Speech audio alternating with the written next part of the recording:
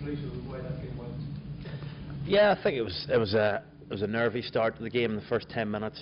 Going 6-0 down at home isn't ideal, but we looked a little bit nervous. But credit to the boys, we all sort of rallied round. We got the score. Johnny kicked a crucial conversion from the touchline to put us in the lead, and we never really looked back from there. We settled and did well, and we did a lot of stuff we talked about doing during the week. Rory, the call to go for the corner at that stage, for any captain to go in as well, but a responsibility from that particular?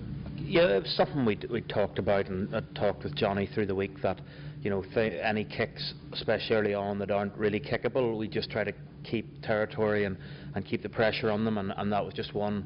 Had a quick chat with him. He said go to the corner, and myself and Donica then were very happy with that, and we went, and it's always nice when you go to the corner and it pays off for the try. Declan, you were seeing the light of the set piece there. Yeah, set piece functioned very well. Like scrum was good and solid as it has been, and I thought when Tom did come on, Tom showed it's a great thing to be able to come on loose and tight in the one game, but also I thought we were solid in that area in the line out. Donica has been doing all the due diligence. We said there was a lot of work going on in the background, but I think I'd give Donica huge credit, but I'd also give the 7 fellas around him, or 12, 11 fellas around him to get it right, because when you lose somebody of Paul's presence, it's easy just to put your head in the stand and say we're a bit in trouble, but it was a case of, right, well, this is it, let's get on with it. And I thought the way everybody rode in, I'm delighted that they got the return for it that they were looking for. Was it a kind of success that a guy like Donica got man of the match coming in for?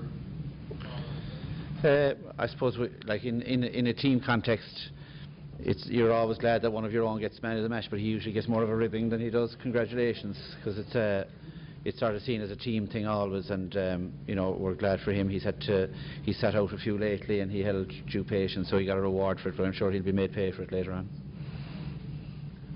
Rory, how do you feel this sort of sets you up for England next week now, in terms of what do you think this means for your tournament as a whole? I think it was, like I said, it was a very good performance and result today. We knew it was going to have to be. There's no doubt that the Scots' results don't reflect their performances to date. They're a very good team, and we knew we'd have to play well to beat them, and we've done that. And to score 32 points against this Scottish team, have to take a lot of confidence into next week. We know we'll enjoy the win, but like Declan says, tomorrow morning we'll start to build and plan to next Saturday and how we're going to beat a very good England team. Declan, just a few questions. Do you have any opinions on what you've seen of England so far?